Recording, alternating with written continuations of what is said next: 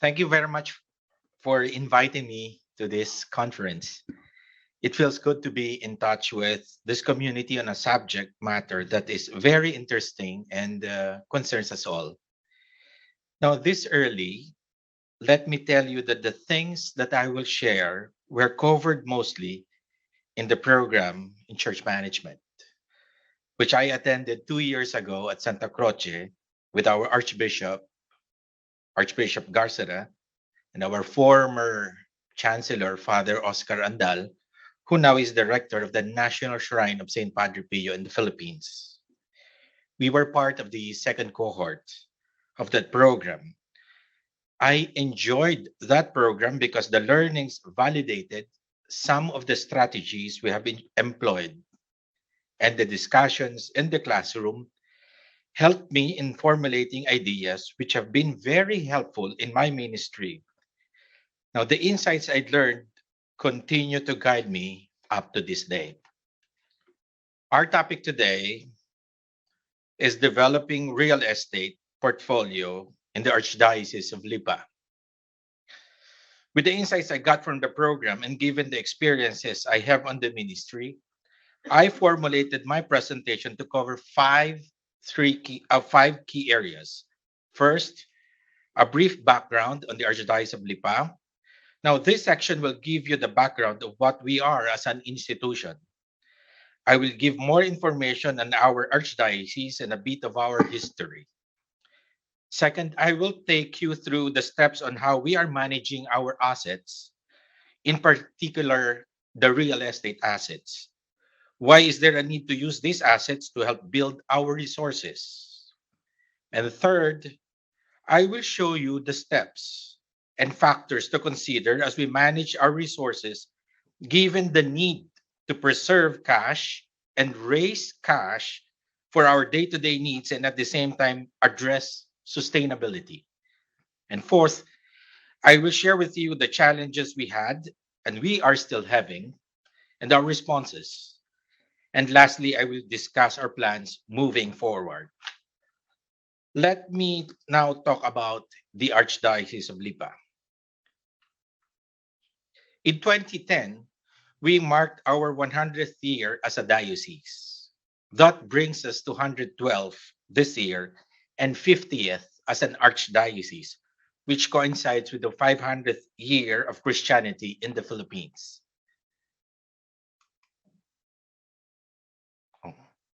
The territory of the Archdiocese of Lipa is the civil province of Batangas. It is about 70 kilometers south of Manila. It has a population of more than 2.9 million, at least 80% of whom are Roman Catholics. It is one of the provinces that has a high literacy rate in the Philippines. This province is quite popular, rich in heritage. It has a lot of ancestral houses as well as old churches. It is also the place where you will find what is now known to many as the smallest active volcano in the world, Taal volcano. There are 65 parishes served by 127 diocesan and religious priests. We have three diocesan seminaries, minor, major theology, that provide a complete formation to priesthood. Right now, we have a total of more than 100 seminarians in all levels. We ordain to the diaconate and later to priesthood 1 to 2 seminarians annually, and every year we retire the same number of priests because of old age. That, in a way, flattens our head count.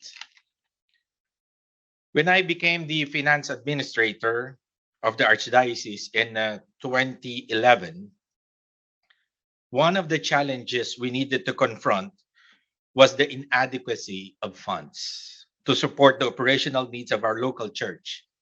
Now, this challenge includes the need for the day to day operation of the Curia, decent and competitive wages for our employees, medical care for the sick and old priests, funding for our three seminaries, which include allowance of priests, teachers, and staff, repair and maintenance of our buildings and our equipment, implementation of our pastoral programs, which is very important in our mission as a church, support to the parishes with very limited resources to work on.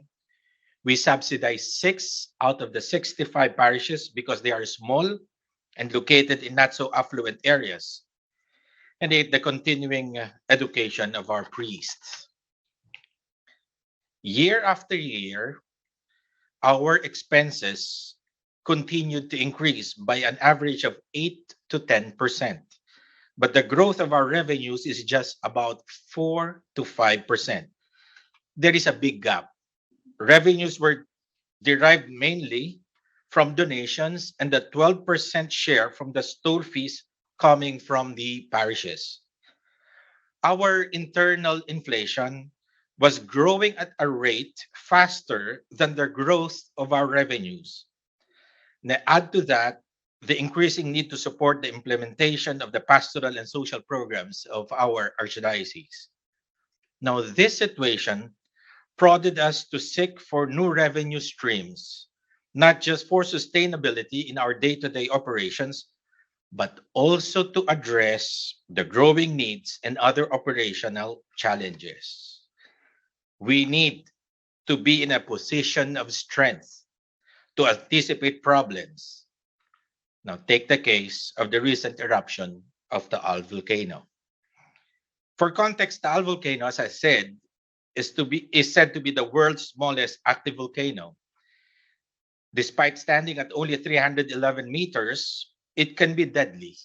An eruption in 1911 killed more than 1,300 people. Now, recently, it acted up again, prompting the nearby households to relocate. In 2019, we were about to come over to Rome for the program. The eruption displaced 6 of our parishes and hundreds of families. We needed to mobilize our funding streams to be able to provide temporary housing, accommodation, and food for safety. While there were donations coming from external sources or outside of the archdiocese, aside from the government, we had to fill in the gap to help our brothers and sisters in need.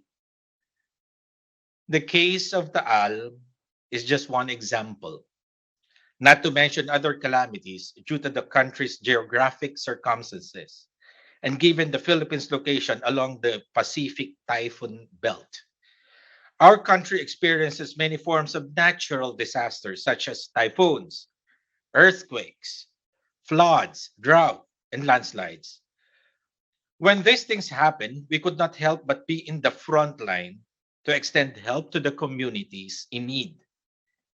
Now, the cost of help is expensive, and the money to fund our responses cannot be taken from the allocation for our day to day operations. Very clearly, we needed to be innovative and creative in our search for more options, realizing that our resources are finite. As we explore options, we looked into our operations and came up with 3 possibilities to increase the revenues. First, increase the mandatory 12% share to 15 from the parishes. Second, perform regular fundraising activities. And third, maximize the use of our existing resources, both cash and real estate. While the first 2 options are feasible, it would be difficult to completely rely on them since parishes and donors also have critical needs of their own. Increasing the share from the parishes will create a negative effect on the operation of the parishes. It is getting a portion of their money, which they are using for their own needs to stand alone without the support of the curia. They also need to carry on their operations and pastoral programs. As for the second, we are all familiar with donor fatigue, and so we are careful in pursuing fundraising activities. We use this vehicle for big ticket projects, but not for our regular or day-to-day operations. We need to be more strategic in using this vehicle so that we get the right response from donors at the time we need them. Now, the third option, which is to look at the resources and transform them into reusable asset that can be maximized, something more practical and sustainable. But this needs creativity. This brought us to the idea of improving our financial investments and utilization of our real estate assets. Now we go to managing our assets. First, let me tackle the side of cash where we use these resources to expand our land holdings in a more innovative way. Yes, cash could be kept to generate interest earnings, but we opted to use a portion of our cash to invest in land holdings or to acquire new properties. For example, because there is a need to enlarge the space for the National Shrine of St. Padre Pio in the Philippines, we purchased additional hectares. The National Shrine of St. Padre Pio is one of the top spiritual destinations in the Philippines. Our pilgrims gather there to pray for healing through the intercession of St. Padre Pio. Now, the shrine has about 11 hectares. The first 1.5 hectares were donated and the rest were purchased. A master plan is now being prepared to create a new church, a space for retreat, a small hospital, stores, and more importantly, a bigger ground for pilgrims so they can walk around, pray, and commune with nature. Now, purchasing the additional lots allowed the shrine of St. Padre Pio and the Curia to use the cash more productively. Another example, in increasing our loan holding in St. Lorenzo Ruiz. St. Lorenzo is the first saint of the Philippines, is a Filipino saint, which needed to acquire 2 hectares to complement a donation of 1.2 hectares for the church. It is a very beautiful church where the crucifix hangs right in the middle with the mountain as the background. Now, the additional land was used to provide ample space for parish events and parking. Part of the additional space will be for commercial purpose. Now, the money to pay the additional lots were borrowed from the Curia. The other example is the case of the Archdiocesan Shrine of St. Vincent Ferrer. The shrine is visited by devotees mostly in need of healing every Friday. In 2018, the parish bought additional 2,000 square meters to expand their lot for church activities and parking. They may not be earning much from parking, but the number of churchgoers have increased, giving these people the opportunity to have a more comfortable visit to the shrine. Now, the National Shrine of St. Padre Pio, the parish of San Lorenzo, and the Archdiocese Shrine of St. Vincent Ferrer are some of the examples where we used cash to acquire land assets. Total amount of cash invested in land acquisition for the past 3 years has amounted to more than $500,000. Buying this lot was a strategic response to what was happening in the Philippine economy. Inflation was moving up, and so are land values. While we were using our cash, we knew that land investment will appreciate. We took those steps because we knew that land values far outweigh the potential interest earnings had we invested cash in a time deposit, bonds, or any similar financial instrument. That exactly happened in our case. Average cost per square meter at the time of acquisition was $20 per square meter. Now it stands at $50 to $80 per square meter, more than 100%. With increased land assets, our new step was now to convert them into a resource that generates a strong cash flow. Now we move to our Second, strategy. Let me touch on the use of existing land assets to generate cash.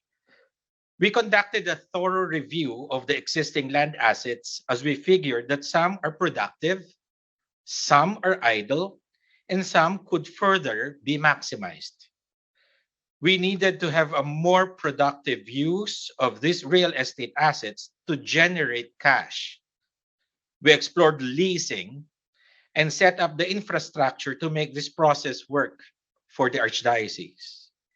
We established a company, which we named Petrelli Realty Incorporated. The name takes after the first bishop of the Archdiocese of Lipa, an Italian bishop, Most Reverend Joseph Petrelli. Let us now look into the steps and the factors in managing our real estate assets. We needed to take these steps. First, responding on the advice of the Finance Council, our former Archbishop Monsignor Arguelles appointed a property custodian, a nun, whose main task is to make an inventory of our properties with end objective of looking for available spaces for monetization. Second, when we have completed the inventory and identified the areas with enormous potential for rent or leasing, we opened them up to the market and it invited potential lessees. Of course, some areas were easy to market while others were not. The case of our property near the cathedral was highly marketable because of high foot traffic, an essential part of retail trading business. The case of our non-prime lot is being considered now for warehousing. Third, we prepared our operations by creating a real estate company, which we, as I told you, we named after our first bishop, Joseph Petrelli. Petrelli Realty is our legal vehicle for tax purpose. In the Philippines, churches and religious organizations are generally exempt from income tax and receive other favorable treatment under the tax law. However, certain income of a church or religious organization may be subjected to tax, such as income from unrelated business. Now, leasing for our tax experts is one of them. Fourth, as we were incorporating the company, we hired lay people like you with the skills and passion needed to operate. Thank you for helping our church. After which we opened and advertised. The fifth is the selection of tenants followed. We had to check the nature of the business of our clients. We needed to check their capacity to pay. Of course, we want to co-brand with bigger names. But as we choose, we also had to open opportunities for small clients, and we must be consistent with the laws and teachings of the church. No product or service should go against what the church teaches. Example, gambling, birth controls, prohibited drugs, pornographic materials. Now, the balancing act becomes critical when we needed to sacrifice the additional profits in exchange for an act of charity. While we are after cash flow, in the end, our actions are always driven by our mission to help our brothers and sisters in need and adhere to the teachings of the church. In our search, it is always tempting to deal with bigger organizations because of profit and because we are assured that they can pay. As mentioned early on, it is always good to co-brand and be associated with prominent brands. But we need to give equal focus on the small stores as it meant giving them the opportunity to do business and grow so that someday they too will become big and hopefully pay it forward. This is aligned with our mission of extending help to those who are in need and giving them the tools to be more productive. Today, we have 45 lessees located in different sites in the Archdiocese, all of which have been carefully selected. What is unique about the composition of our tenants is its diversity. As a church, we are very particular with giving equal opportunity to our tenants, in particular the small and young entrepreneurs. Recognizing some financial risk, we still want to give them the opportunity to grow and prosper. We are extremely fortunate to have good clients. Our prime properties were leased by 7-Eleven.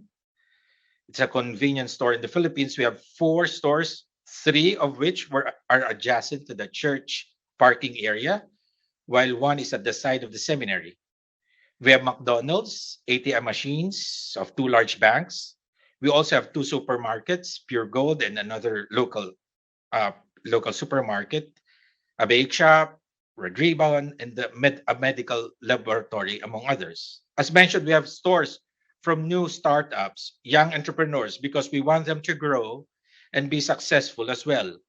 Examples are a small religious store, a street food vendor, a store selling beauty products, and one engaged in selling uh, phone accessories. Here are some of the pictures of our tenants. St. Michael Parish, we have 7-Eleven. St. Thomas Parish, 7-Eleven. That's our cathedral. We have an ATM machine at the cathedral and some stores at the cathedral. That's the one near our minor seminary, the 7-Eleven. McDonald's is in one of our parishes, Immaculate Conception Parish, and this is the supermarket in one of our properties. The not so prime lots are being used to service telecommunications, providing them space for their cellular towers, as in the case of the Philippines' leading telecommunications company, Globe Telecoms. We are also in partnership with the City Water District for communities' deep well. We have also leased some of our properties to few farmers who till our land and grow their produce, which they can sell to earn their keep. Now we go to the challenges that we had to go through and are still going through. Initially, we have a very limited knowledge on leasing. As you all know, we do not have a course in the seminary similar to what we have in PCM. Our solution then was to first hire the right people and invest in knowledge. We took short courses offered by universities on real estate management and consult experts in the field of real estate. This has led us to develop contacts for possible lessees.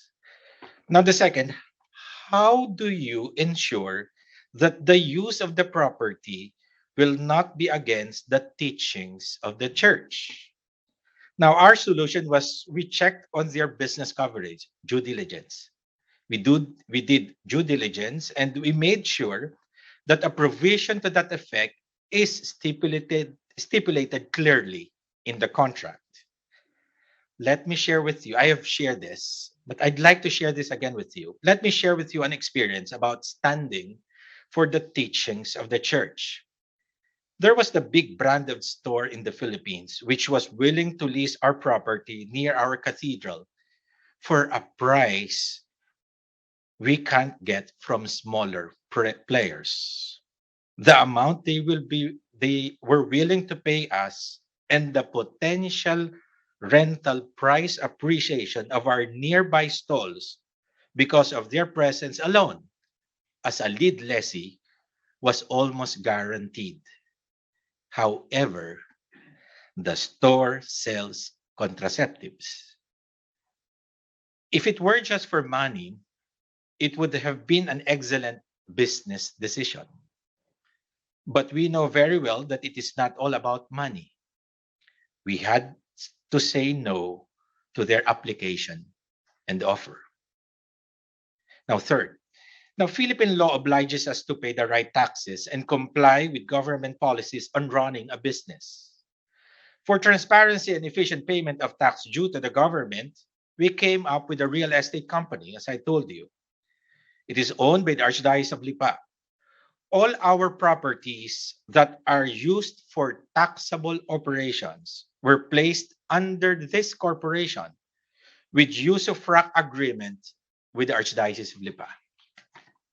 It's our own company, but we have a use of frac agreement with a mother company. Fourth, for leasing with buildings, we have buildings, we had to cover for the cost of maintenance. For major repairs, we have partnered with a small construction company, while for minor repairs, we just seek the help of any utility person in the area. Now, fifth, which is very recent, then this cost us a lot. The pandemic has immensely affected the sales of our lessees. Some even had to temporarily close because of the imposed lockdown in the many areas in the Philippines. We address this by sharing the pain with them. Rental payments were suspended during the time of lockdown, and discounts on rent were offered to lessen the cost of business. Term payment for rent was likewise extended. Now, finally, what do we do with the non-payment for the non-payment or delayed payments of lessees? Well, we made sure that a provision in the contract is included to give us and our clients some flexibility. Now, where do we stand now? After years of sowing, we are now reaping slowly the fruits of our activities. Gross revenue is more than $386,000. And in Philippine terms, this is 19.3 million pesos. Now, this money accounts for about 35% of our curious annual budget. We are using this to cover expenses for our pastoral programs, education, and other needs. For perspective, minimum wage in our country for a worker is $10 to $12 per day, not per hour. So that is around $250 to $300 a month. So $386,000 for us is huge. Now, the pie chart is the breakdown of our resources for the curia, while the line graph gives us the earnings we have for leasing relative to space per square meter. Please note the percentage from rental has increased given 10 years in operation. Now, moving forward, when we do our budget in the Archdiocese, we allocate the first 20% of our budget to address the future sustainability. To make the money grow, a portion of the amount is reinvested in real estate, but now without utilizing our properties. How did we do it? This is something new in the Philippines, but I know in America you have been doing this. A new investment instrument was recently launched in the Philippines. It is called Real Estate Investment Trust, or REIT. Now, this product allows us to participate in earnings of listed companies in the stock market for leasing. Now, a real estate investment trust is a company that owns and in most cases operates income-producing real estate. We buy shares from the stock market and from which we earn regular dividends and capital appreciation. Now, by now, you must have realized that there is nothing really special in our story. All we wanted was to maximize the revenue potential of our resources in a way that is acceptable to the church.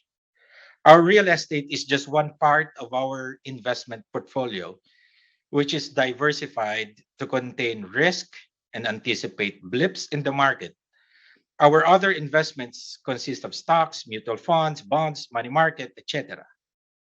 I am not an active player in the market, but we rely on very qualified and generous lay partners like you who help us manage these products. They read the market and give important information to guide our thinking and decision. They teach us and we draw lessons from their corporate experience, where we are very grateful for their presence and support. Now, to end my presentation, our prayer is for that day to come that God will tell us, "Well done, good and faithful servant. You were faithful with a few things. I will put you in charge of many things. Enter the joy of your master." Thank you for the privilege of sharing our story. Today, as I stand before you, I look back at the school where I learned some of these things and couldn't help but be grateful. The learnings I had at PCM, at Santa Croce, sort of crystallized. Some of the theories helped me define a thinking process that gives me the assurance that what we are doing are in line with our mission and in line with the teachings of the church. Thank you.